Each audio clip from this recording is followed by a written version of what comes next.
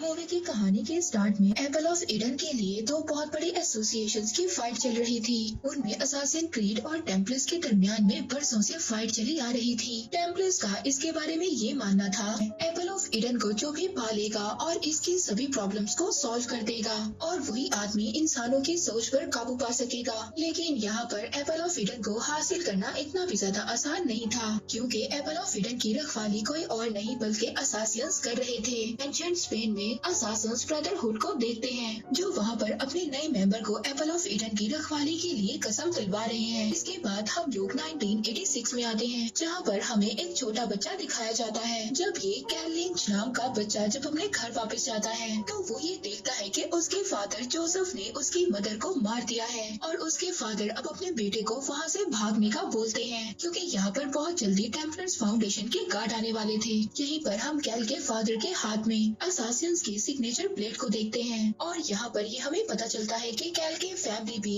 Assassin brotherhood से belong करती है। अब इसके बाद यहाँ पर कहानी को 2016 में फॉरवर्ड कर दिया जाता है, जहाँ पर हमें दिखाया जाता है कि कैल को मर्डर के जुर्म में अरेस्ट कर लिया गया था और यहाँ पर इसको मौत की सजा सुनाई जाती है और उसको मौत यहाँ पर जहर को इंजेक्ट कर दी जाएगी। लेकिन यहाँ पर कैल को सिर्फ बेहोश किया जाता है और जब वो होश में आता है तो वो खुद को एक रिसर्च लैब में पाता है, जहाँ पर डॉक्टर सोफिया राइकिन उससे मिलती है। अब जब यहाँ से कैल भागने की कोशिश करता है तो वो ये देखता है कि ये तो बहुत बड़ी फैसिलिटी है। डॉक्टर सोफिया कैल को बताती है कि वो दुनिया की नजरों के सामने अब मर चुका है। लोगों की भलाई के लिए और वायलेंस को मिटाने के लिए वो लोग एपल ऑफ ईडन को ढूंढ रहे हैं और यहाँ पर उनको कैल की हेल्प चाहिए। इसके बाद डॉक्टर सोफिया कैल को यहाँ पर एक मशीन से कनेक्ट करती है और इस मशीन की मदद से वो अपने पूर्वजों की यादों को एक्सेस कर सकेगा। अब यहाँ पर ये लोग उस मशीन की मदद से कैल के डीएनए में से 1492 के एक्यूलर के असासिन को फाइंड करते हैं। कैल कुछ टाइम के लिए उन सब चीजों को देख सकेगा, महसूस कर सकेगा, जो भी चीजें एक्यूलर ने अपने टाइम में सुनी थी या महसूस किया था। अब कैल यहाँ पर एक्यूलर की मेमोरी में जाता है, जहाँ पर हम देखते हैं कि एक बहुत बड़ी जंग छिड़ी हुई है और हर तरफ क्योस ही क्योस है। टेम्पलर्स की पूरी फौज ने सुल्तान मोहम्मद जो उस टाइम के किंग थे, उन्होंने उनके महल पर हमला कर दिया है और सुल्तान के बेटे को भी ढूंढ लिया है और वो अब उसको कैद कर वहाँ से ले जा रहे होते हैं। पर तभी वहाँ पर उस बच्चे को बचाने के लिए असासिन्स की टीम आ जाती है और यहाँ पर असासिन्स की फाइट टेम्पलर्स से होती है। असासिन्स टेम्पलर्स पर हावी हो जाते हैं, लेकिन फिर भी टेम्पलर्स वहाँ से सुल्तान के बेटे को ले जाते हैं, लेकिन असासिन्स उनकी ये कोशिश कामयाब नहीं होने देते। अब ये लोग आगे बढ़ ही रहे होते हैं, तभी हम प्रेजेंट में देखते हैं जहाँ पर कैल की हालत बहुत ज्यादा खराब हो जाती है और उस मशीन से जिससे कैल को कनेक्ट किया गया था वापस बुला लिया जाता है। डॉक्टर सोफिया अपने फादर से बात करती है और उनको बताती है कि वो लोग एपल ऑफ ईडन के बहुत ज्यादा करीब हैं। वहीं पर दूसरी तरफ हम देखते हैं कैल अब फाइनली जाग गया था।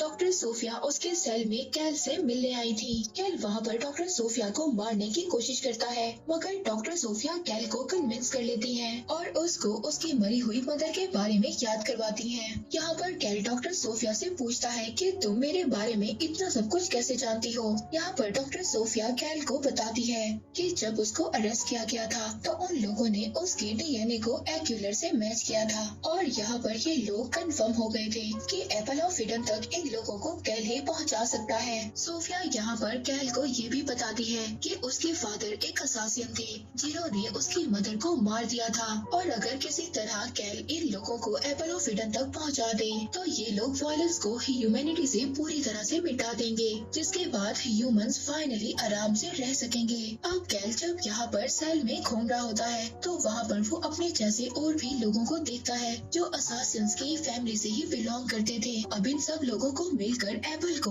गलत हाथों में जाने से रोकना होगा।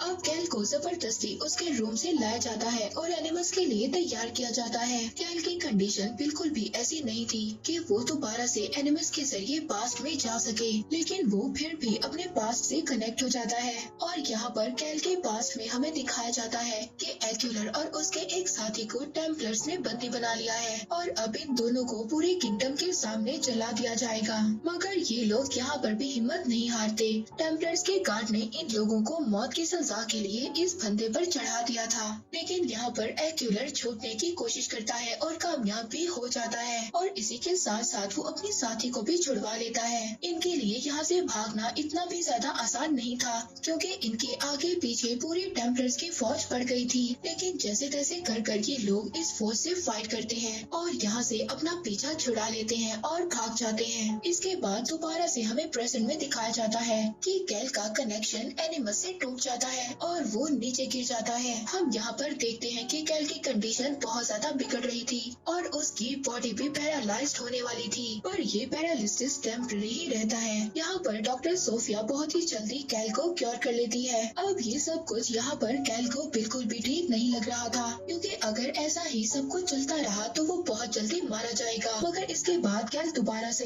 एनिमस मशीन से कनेक्ट होकर दोबारा से अपने पास में जाता है। वो देखता है कि टेम्पलर्स ने सुल्तान किंग के बेटे के बदले एपल ऑफ ईडन की डिमांड की थी और वो सुल्तान को ये बताते हैं अब कोई भी असासन उसकी हिफाजत के लिए नहीं आएगा। पर अब सुल्तान वहाँ पर टेम्पलर्स को एपल ऑफ ईडन देने के लिए तैयार हो जाता है, पर तभी वहाँ पर एक्यूलर और उसके साथी आ जाते हैं। वो टेम्पलर्स के सभी साथियों को मारकर सुल्तान के पास आ जाते हैं। यहीं पर टेम्पलर्स का एक हेड और उसका वॉरियर भी रहता है। यहाँ पर इन सब की बहुत ही जबरदस्त फाइट होती है और यहाँ पर एक्यूलर के साथी इस फाइट में मारी जाती है। एक्यूलर यहाँ पर बहुत ज्यादा दुखी होता है, क्योंकि वो उसे पसंद करता था। पर अब एक्यूलर यहाँ पर टेम्पलर्स के हेड का जो वॉरियर था उसको भी मार देता है और इसके बाद वो यहाँ से एपल ऑफ ईडन लेकर भाग जाता है। पर अब वो जैसे ही आगे जाता है तो वहाँ पर वो एक ब्रिज पर जब पहुँचता है तो वहाँ पर टेम्पलर्स की पूरी फौज थी जो उसको घेर लेती है। तो वो वहाँ पर उस ब्रिज से एक बहुत बड़ी छलांग लगा देता है। अब यहाँ पर एक्यूलर मिलिट्री ऑफ फोर्स तक पहुँच जाता है और वहाँ पर पहुंचकर वो एपल ऑफ ईडन एक आदमी को सौंप देता है और उसे इसकी हिफाजत करने का बोलता है। और यहाँ पर हमें ये बात पता चलती है कि वो आदमी कोई और नहीं बल्कि क्रिस्टोफर ऑफ कोलंबस है। और अभी जहाँ पर कोलंबस दफन है वहाँ पर इन लोगों को एपल ऑफ ईडन भी मिल जाएगा। यहाँ पर कैल एक और विजन देखता है जहाँ पर उसके पास बहुत सारे असासिन्स आते हैं और उससे बात करते हैं और उन्हीं में से एक लेडी कैल की मदर होती है। वो उसको एपल ऑफ ईडन की हिफाजत करने का बोलती है। अब क्योंकि ये लोग असासियंस हैं और इनका काम ही यही था कि एपल ऑफ ईडन को प्रोटेक्ट करना। और तभी यहाँ पर हम देखते हैं दूसरे असासियंस भी ब्रेकआउट कर देते हैं,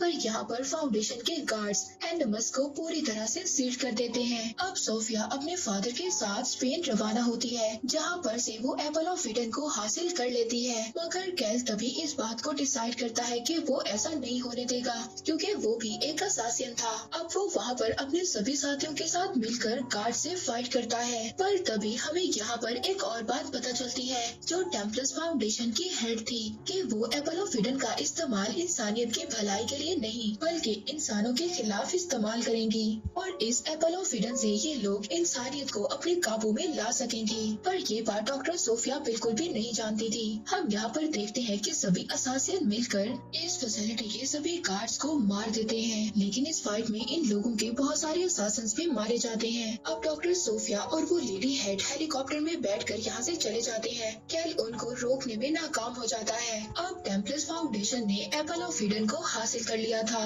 वो वहाँ पर एक प्रोग्राम कर रहे थे, तभी उस प्रोग्राम में असासिन की टीम आ जाती है। कैल वहाँ पर आकर डॉक्टर सोफिया को बताता है कि बरसों से असासिन ही ह्यूमैनिटी की हिफाजत कर रहे हैं, एपल ऑफ ईडन को प्रोटेक्ट कर। और सोफिया भी अब इस बात को समझ गई थी कि अगर एपल ऑफ ईडन टेम्पलर्स के पास रहा तो ह्यूमैनिटी नहीं बच पाएगी। अब इसीलिए वो कैल की हेल्प करती है, वो उनको अंदर जाने देती है। अब यहाँ पर असासिन की पूरी टीम टेम्पलर्स की टीम को मार देती है और वो सभी असासिन मिलकर एपल ऑफ ईडन को सिक्योर कर लेते हैं और इसी तरह वो एपल ऑफ ईडन दोबारा से असासिन्स के पास आ जाता है। और इसी के साथ ये मूवी यहीं पर एंड हो जाती है।